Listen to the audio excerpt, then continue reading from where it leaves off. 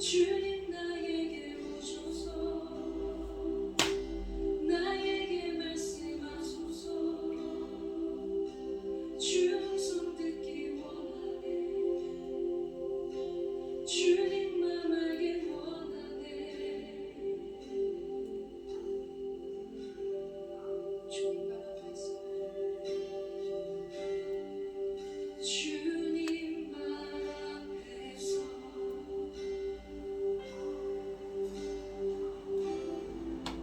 주를 기다리네.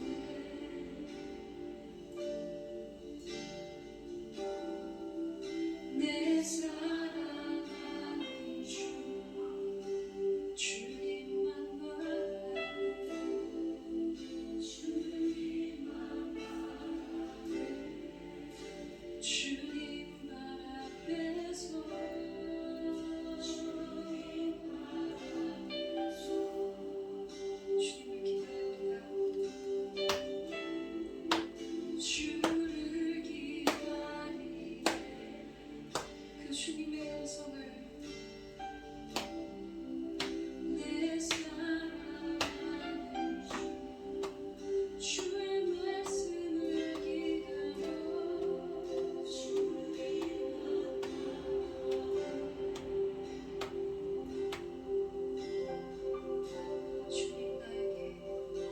주님 나에게 오셔서 이 시간 나에게 말씀하소서. 주님 손 들어서 주님 맘 알기 원하네. 주님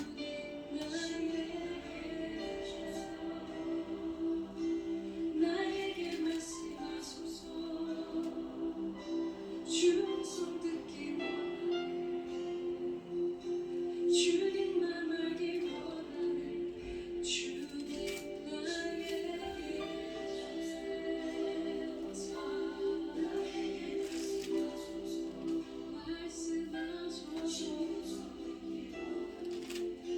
주님만 나의 길을 나 원하는 주님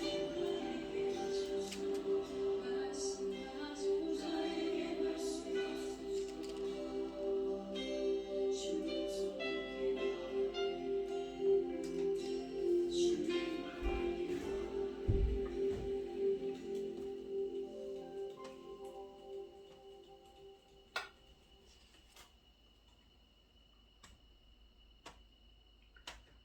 (9월 29일) 주일밤 예배를 시작하도록 하겠습니다.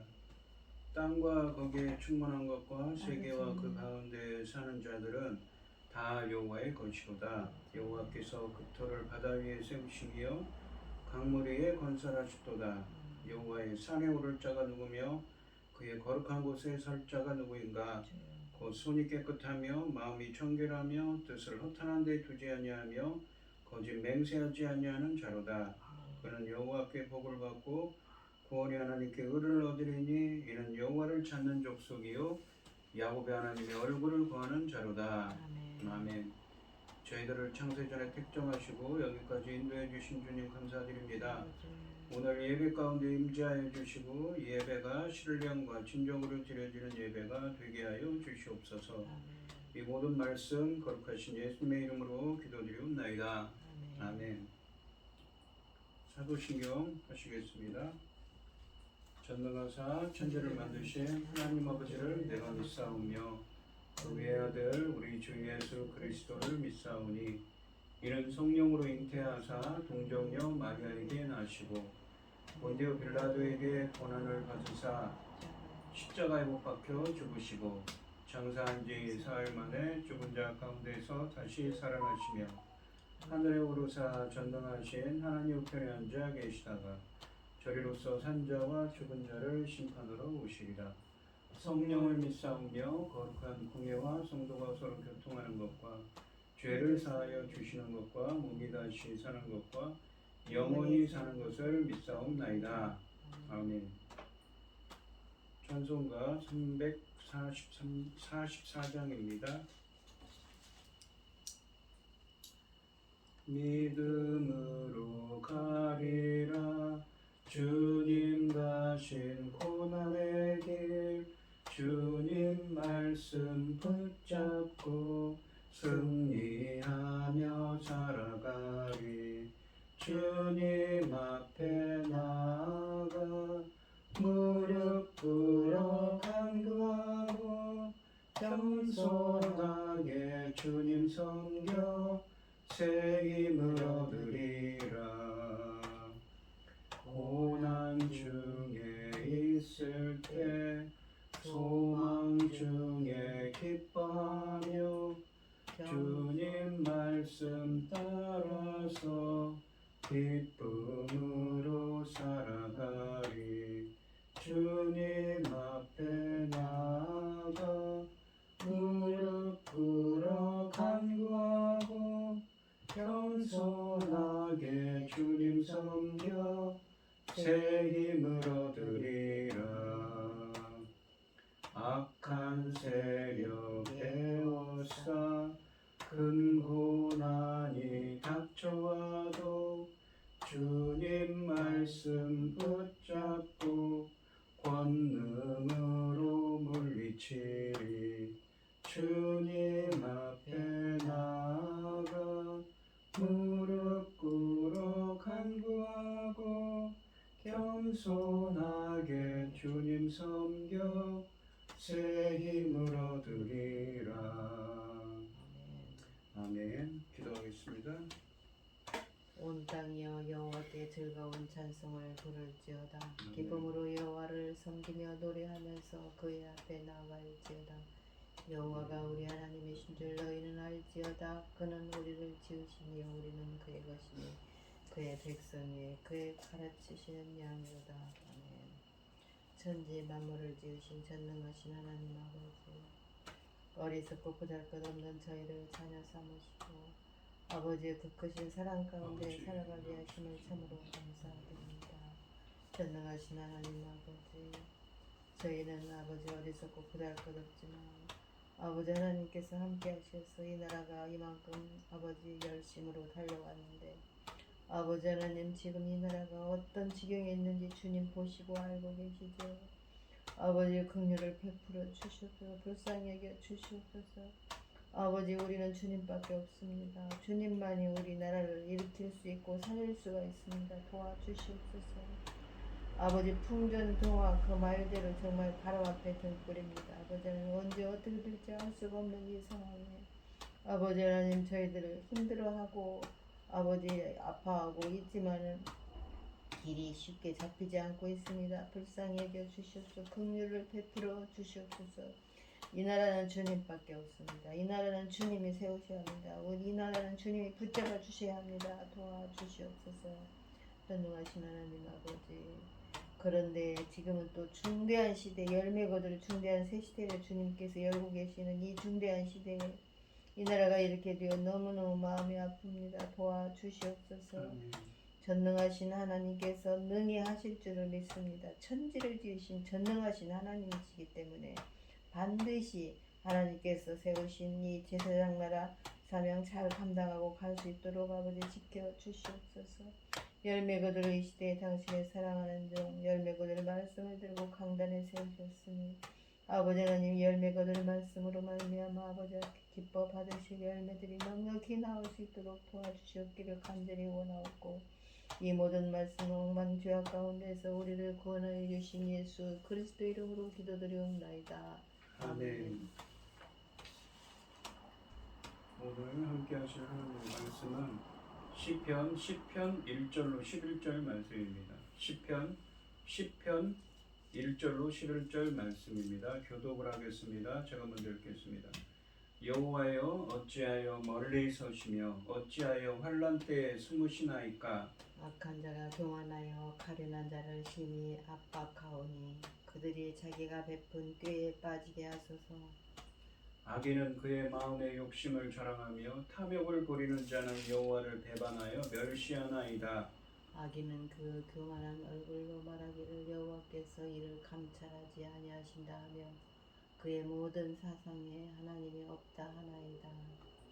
그의 길은 언제든지 견고하고 주의 심판은 높아서 그에게 미치지 못하오니 그는 곧 그의 모든 대적들을 멸시하며 그의 마음에 이르기를 나는 흔들리지 아니하며 대대로 환난을 당하지 아니하리라 하나이다.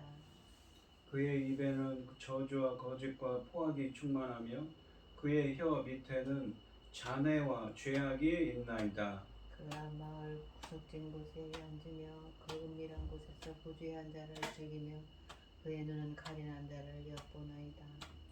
사자가 자기의 굴에 엎드림 같이 그가 은밀한 곳에 엎드려 가련한 자를 잡으려고 기다리며 자기 그물을 끌어당겨 가련한 자를 잡나이다. 그가 부풀려 엎드리니 그의 포악으로 말미암아 가난한 자들이 넘어지나이다. 그가 그의 마음에 이르기를 하나님이 잊으셨고 그의 얼굴을 가리셨으니 영원히 보지 아니하시리라 하나이다. 아멘.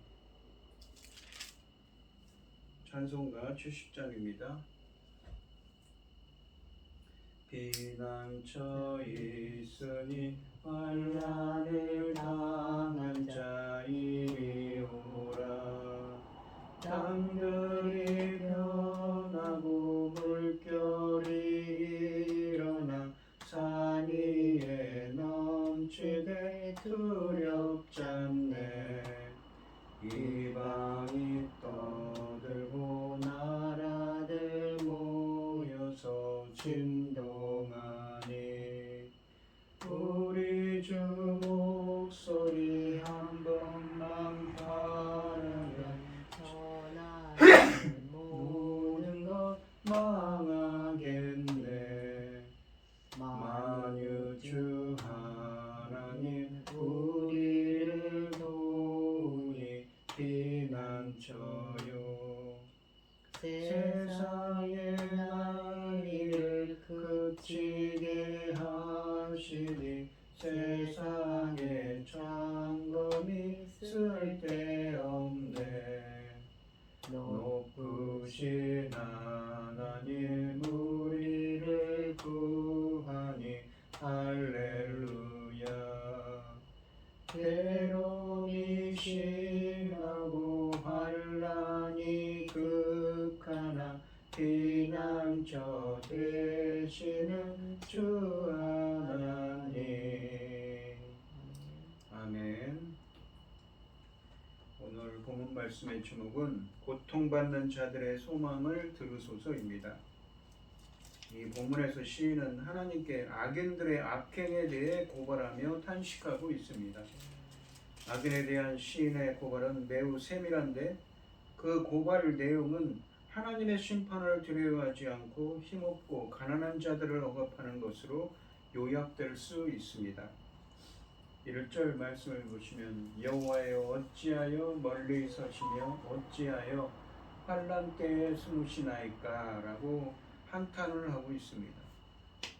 시인은 어찌하여로 시작하는 탄식을 하나님께 쏟아놓고 있습니다. 고통과 신음 속에서 하나님께 절박하게 질문합니다. 어찌하여 하나님은 먼 발치에서 자신의 고통을 바라만 보십니까? 어찌하여 주께서는 그의 백성들의 고난받을 때 숨어 계십니까? 라고 질문하고 있습니다. 시인의 환난 때에 멀리서 계시고 숨으신 것과 같은 고통스러운 현실에 대한 탄식입니다. 이 질문들은 하나님께 따지려는 것이 아닙니다. 다만 시인의 시대가 매우 악하고 그와 함께 있는 사람들이 당하는 고통에 너무 힘이 들다 보니 다급하고 절박한 심정으로 하나님께 한탄합니다. 멀리 서시다와 숨으시다라는 말은 실제로 하나님이 자신을 떠나셨다는 말이라기보다는 시인이 하나님에 대해 느끼는 거리감을 나타낸 것입니다. 즉 고통스러운 상황에도 하나님이 전혀 도움과 구원을 주시지 않는 것을 시적으로 표현한 것입니다. 시인은 이런 탄식을 통해서 불의하고 고통스러운 상황에 있는 하나님의 백성을 속히 구원해 주셔야 하지 않느냐고 촉구하고 있는 것이지요. 2절 말씀을 보시면 악한 자가 교만하여 가련한 자를 심히 압박하오니 그들이 자기가 베푼 꾀에 빠지게 하소서. 여기서 꾀로 번역된 이 히브리어는 메지마라고 해서 음모, 계획, 의도, 음모를 뜻하는 말입니다. 이 상반절에 보시면 이 악한 자가 교만하여 가련한 자를, 가련한 자라는 것은 이 힘없고 가난하고 힘없고 비천한 사람들, 겸손한 겸비한 자들을 의미합니다.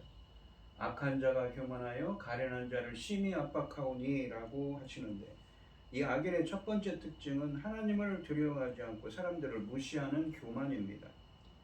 그는 하나님의 심판을 받지 않고 약자를 착취할 수 있다고 생각하기 때문에 교만하다고 말할 수 있습니다. 악인의 두 번째 특징은 그런 교만의 결과로서 음모를 꾸며서 이 가난한 자들을 핍박해서라도 자신의 이익을 챙기는 것이라고 합니다. 가련한 자라고 되어 있는 이 히브리어는 겸손한, 비천한을 의미합니다. 가련한 자는 이 힘 있는 악인들에 의해 고통당하는 힘없는 자들을 총칭한다고 볼 수가 있습니다. 심히 압박하다로 번역된 단어는 태워버리다, 박해하다는 뜻을 가지고 있습니다. 이 단어는 원래 사냥감을 따라가면서 막다른 곳으로 몰아가는 행위를 의미합니다. 이 악인들의 학대가 아주 심각함을 보여줍니다. 하반절과 이 연관시켜 보면 음모를 꾸며서 힘없는 자를 괴롭히고 그의 인격과 존엄성을 짓밟고 재산을 갈취하는 악인의 모든 행동을 대표적으로 표현했다고 볼 수 있습니다. 하반절에 보시면 그들이 자기가 베푼 꾀에 빠지게 하소서. 이 꾀로 번역된 히브리어는 계획, 의도, 음모를 의미합니다. 시인은 악인이 자신의 악한 음모에 스스로 걸려들게 해달라고 기도하는데, 이것은 하나님의 정확하고 공의로운 심판을 갈구하는 것입니다. 3절부터 6절까지 말씀에 묘사된 악인의 악행은 자신을 높이고 하나님을 무시하는 교만에 대한 것입니다. 3절 말씀을 보시면 악인은 그의 마음의 욕심을 자랑하며, 이 욕심이라고 번역된 이 히브리어가 타하바라고 해서 탐욕을 뜻합니다. 우리가 창세기 3장에서 아담과 하와가 이 선악을 알게 하는 나무를 열매를 보고는 탐욕이 생겼어요. 그때 쓰여진 탐욕입니다. 그의 마음의 욕심을, 탐욕을 자랑하며, 또한 탐욕을 부리는 자는 여호와를 배반하여 멸시하나이다 라고 하십니다. 상반절에 보시면 악인은 그의 마음의 욕심을 자랑하며 라고 하시는데, 이 욕심이라는 말은 타하바라고 해서 탐욕임을 의미합니다. 이 탐욕이라는 것은 무엇입니까? 이익을 탐내어 지나치게 욕심을 부리는 것을 말하고 있습니다. 하반절에 보시면 탐욕을 부리는 자는 여호와를 배반하여 멸시하나이다 라고 하십니다.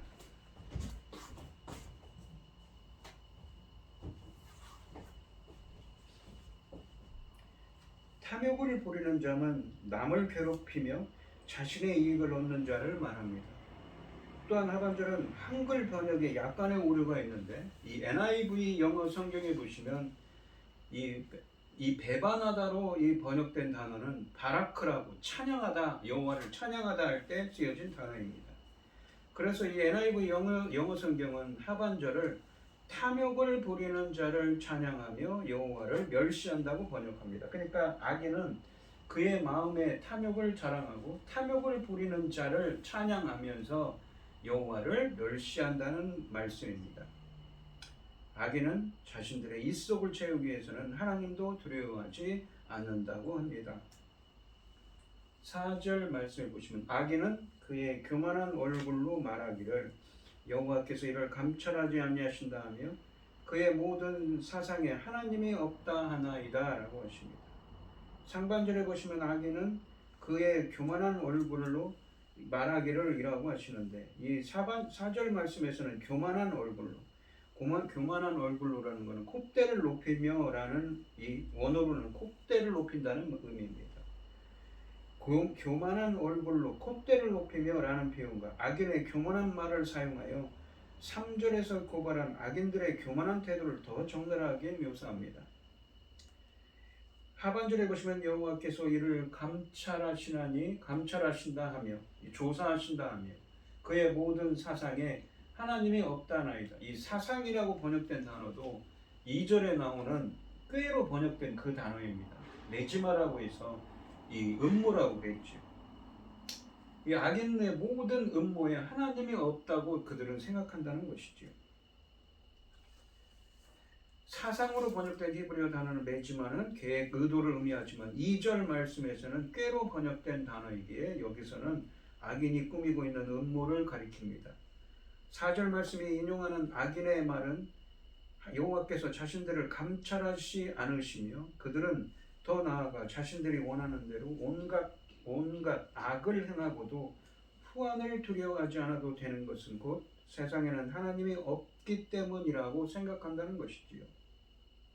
악인이 하나님이 없다고 한 표현은 하나님이 존재하지 않는다는 말이기보다는 자신들의 악행에 대해 하나님이 아무런 행동도 하지 않는다는 말로서 하나님이 자신의 악행을 보지도 않고 심판도 하지 않는다는 의미입니다. 악인들은 그렇게 생각한다는 것이지요. 하나님을 움직이지 않는 우상처럼 여기는 무신론자의 행동입니다. 악인이 이 음모를 꾸며서 힘없는 자들의 것을 뺏으려는 악행에 대해서 하나님은 아무런 심판도 하실 수 없다고 강조합니다. 즉 하반절에 있는 말씀은 악인들이 악한 음모를 꾸미면서도 전혀 하나님의 심판을 두려워하지 않음을 강조하고 있습니다. 하나님이 그들을 당장 심판하시지 않자 그들은 하나님의 지연된 심판을 하나님의 묵인 내지는 무관심으로 간주한 것이지요. 5절 말씀해 보시면 그의 길은, 그러니까 길이라는 건 인생의 어떤 방향성이죠. 인생의 길이죠. 그의 인생의 길은, 악인들의 인생의 길은 언제든지 견고하고 그 주의 심판은 높아서, 주의 심판은 높이 있어요. 멀리 있습니다. 그에게 미치지 못하오니 그는 그의 모든 대적들을 멸시한다고 말합니다. 누가요? 이 악인들이 그렇게 생각한다는 것이죠. 5절 말씀해 보시면 4절 말씀처럼 악인들이 하나님이 없다고 말하는 근거를 보여줍니다. 그들이 악을 행하는데도 그들은 번성하고 이 하나님의 심판은 보이지 않기 때문입니다. 상반절에 보시면 그의 길, 그의 인생의 길은 언제든지 견고하고 주의 심판은 높아서 그에게 미치지 못하오니 라고 하시는데 여기서 견고하다라는 말은 잘되다, 번성한다는 의미입니다. 악인의 인생의 길은 언제든지 잘되고 번성한다는 의미입니다. 또한 악인들이 번성한다는 것은 하나님의 심판이 높아서, 그러니까 너무 멀리 있어서 하나님의 심판이 그에게 영향을 미치지 못하기 때문에 그런 것이라고 합니다. 이것은 1절에서 다윗이 왜 하나님이 숨어 계시는지 따지는 이유이기도 합니다. 그 결과가 하반절에 나타나는데 그들은 자기 대적들을 멸시합니다. 멸시한다는 말은 이 히브리어 원어로는 이런 의미입니다. 콧방귀를 낀다고 이 표현으로도 해석된다고 합니다. 이 히브리어의 의미가요. 교만하여 어떤 대적들이 덤벼도 이길 수 있다고 생각한다는 것입니다. 시인은 하나님이 악을 참으시는 것을 악인들은 하나님의 정의에 무관심하시고 불의에 무고하게 희생되는 자들에게 관심을 두시지 않는 것으로 착각하고 있다고 말하고 있습니다. 악인들이 그렇게 생각한다는 것이죠. 그가 가는 인생 행로는, 그러니까 악인들이 가는 인생 행로는 확실하다고 생각합니다. 적어도 세상의 적들을 보면 그는 강하고 번창하는 것처럼 보입니다. 그의 계획과 행동에는 아무런 약점이나 흔들림도 없는 듯합니다.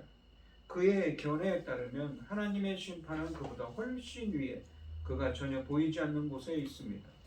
다시 말해 설사 하나님이 계시다 해도 하나님의 결정들은 그와 아무런 관계가 없고 효과도 없어서 하나님의 뜻은 고려조차 하지 않는다는 것입니다.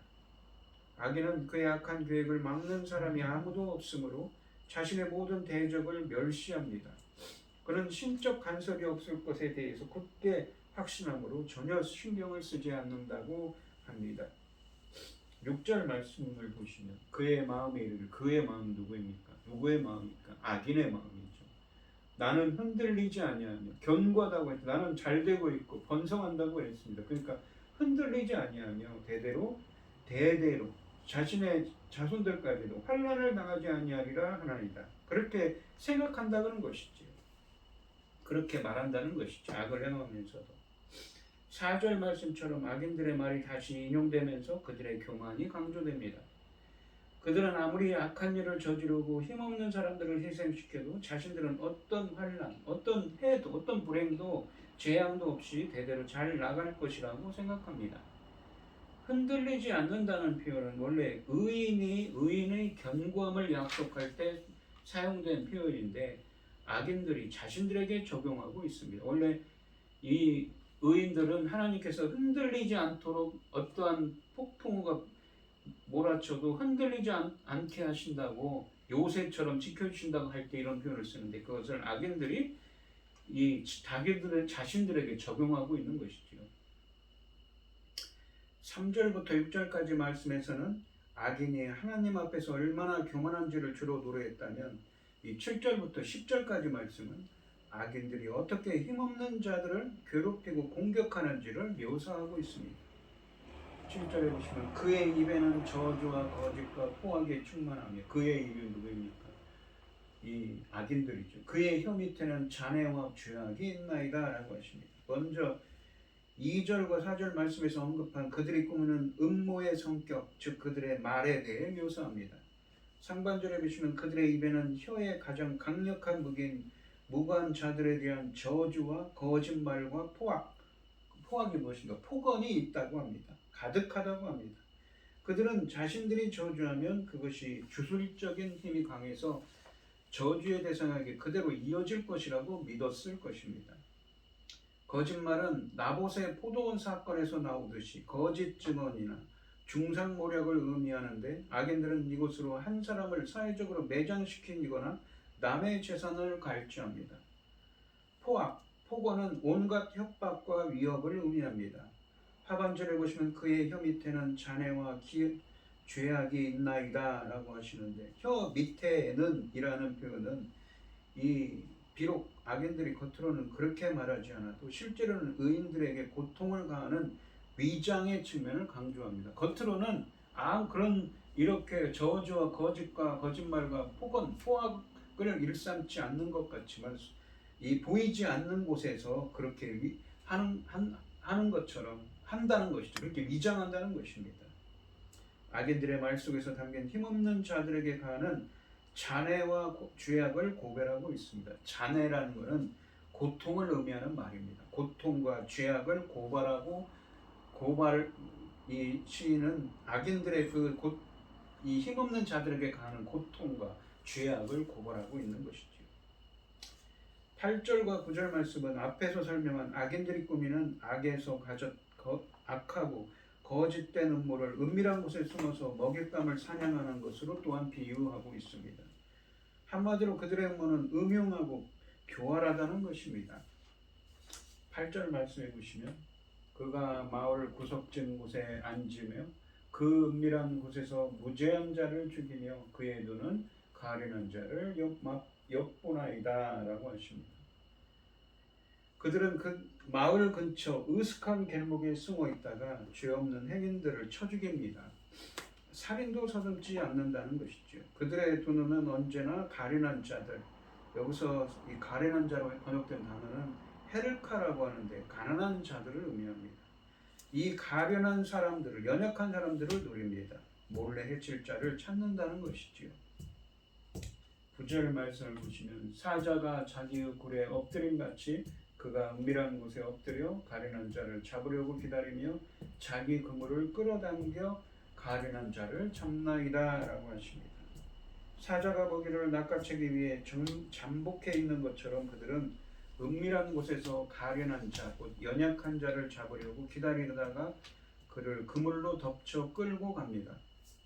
사자가 숨어 있다가 먹잇감을 낚아채는 모습으로 사냥꾼이 그물을 쳐놓고 기다리다가 먹잇감이 걸렸을 때 잽싸게 그물을 끌어당겨서 잡는 모습으로 묘사하고 있는 것입니다. 사탄도 성도의 영혼을 삼키기 위해 호시탐탐 기회를 엿보고 있습니다. 이 본문에서 그물로 비유되는 모든 악한 방법을 통해서 그들은 무지한 자, 본문에 나오는 가련한 자, 연약한 자를 죽이고 그들의 재산을 가로챌 음모를 꾸미고 실행에 옮기는 자들입니다. 특히 9월 9절 말씀에 두 번 나오는 가련한 자는 이 안이라고 되어 있습니다. 9절 말씀에는 여기서는 안이 비천한, 겸손한, 겸비한, 가난한을 의미합니다.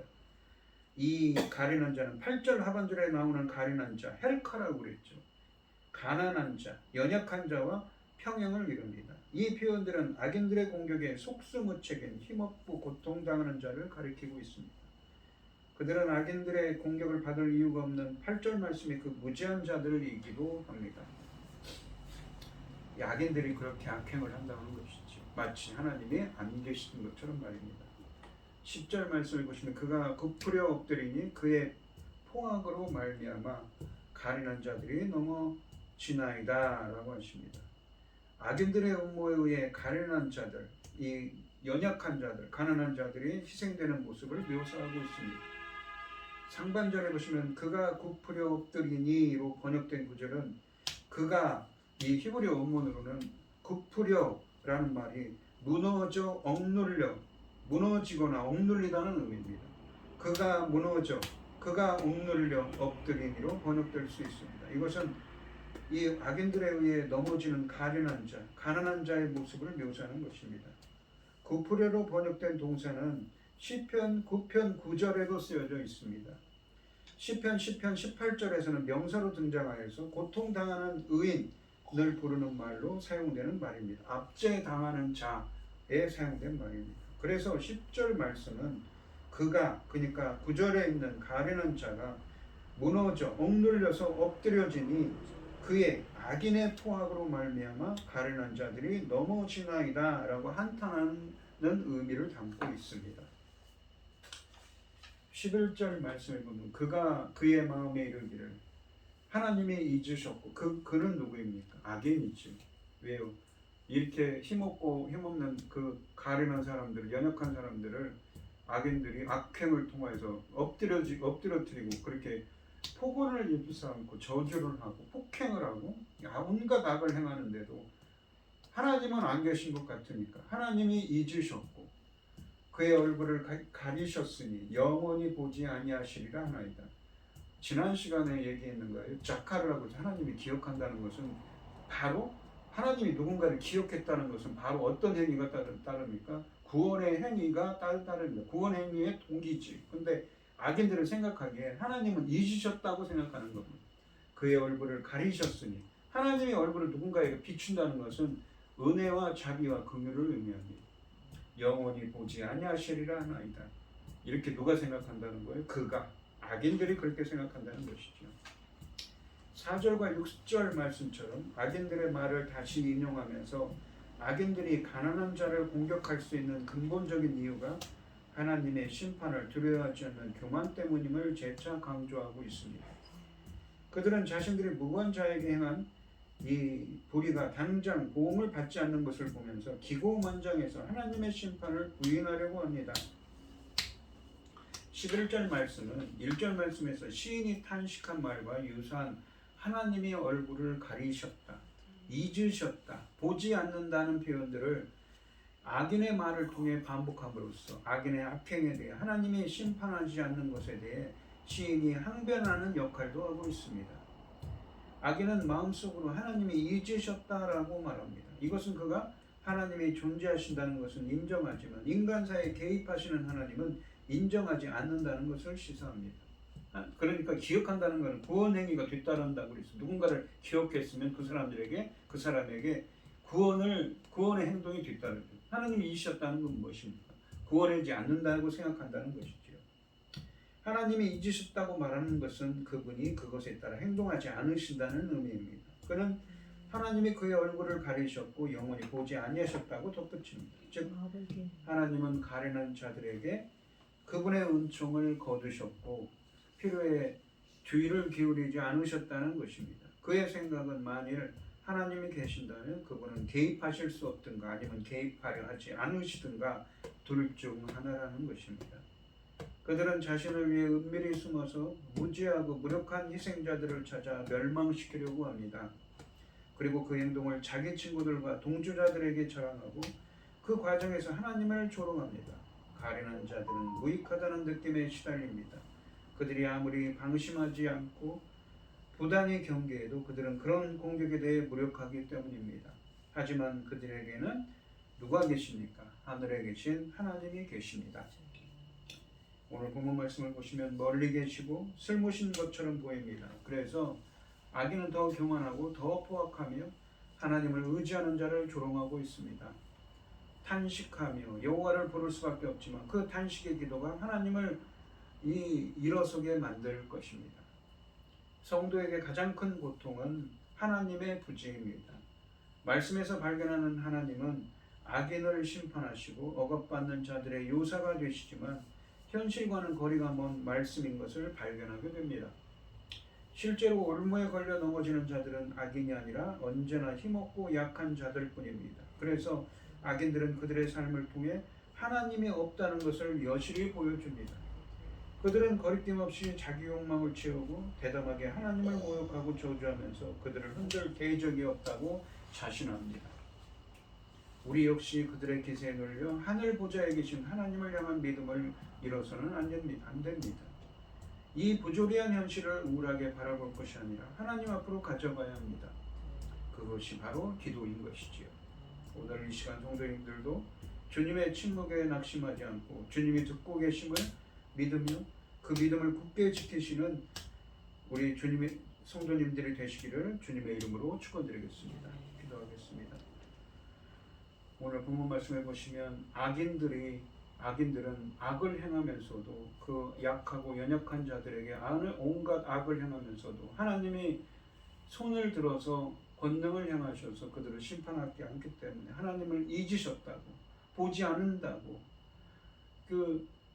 생각합니다. 그래서 시인은 한탄한 것이죠. 왜 멀리서 보고만 계시냐고요. 하지만 우리 하나님은 보고 계시고 감찰하시는 분입니다. 주님의 침묵에 낙심하지 않고 주님의 듣고 계심을 우리는 굳건히 믿는 믿음 안에 거해야 되는 것이지요. 오늘 이 시간 간절히 기도합니다. 비록 우리가 겪는 현실이 힘들고 어렵더라도 주님께서는 다 우리의 기도와 간구를 들어주시고 기억하시고 주님께서는 이 기도에 응답해 주실 것을 믿습니다. 저희들이 낙심하지 않고 굳건한 그러한 믿음 가운데서 거할 수 있도록 주님 붙들어 주시고 함께하여 주시옵소서.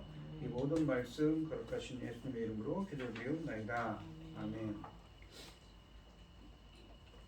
찬송가 383장을 하시고 축도하심으로 오늘 예배를 마치겠습니다. 눈을 들어 산을 보니 구름 어디서 오나 천지 지은 주 하나님 나를 도와주시네. 나의 발이 실족하 않게 주가 깨어 지키며 택한 백성 항상 지켜 길이 보호하시네. 도우시는 하나님이 내게 그늘 되시네. 낮의 해와 밤의 달이 나를 삼지 않겠네. 내게 화를 주지 않고 오늘 보호하시며 너의 주리 지금부터 영영 인도하시리.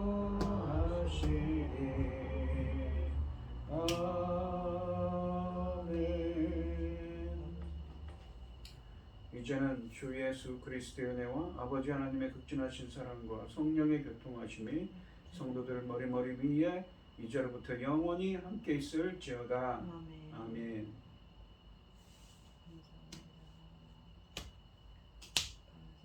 하지만 우리의 마음을 주님 앞에 좀 잠잠케 하고 기도하는 게 아니라 주님 앞에 좀 잠잠히 머무는 시간을 가졌으면 좋겠어요. 그게 무엇이든